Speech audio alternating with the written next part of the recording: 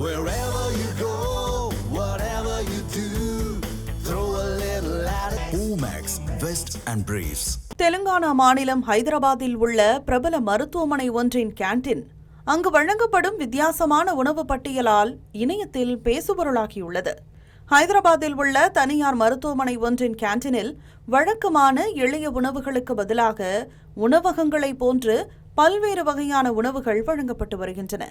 சோலே பட்டூரே, மசாலா தோசை, பூரி, இட்லி, முழு சாப்பாடு உள்ளிட்ட பல உணவுகள் அங்கு கிடைப்பதாக கூறப்படுகிறது.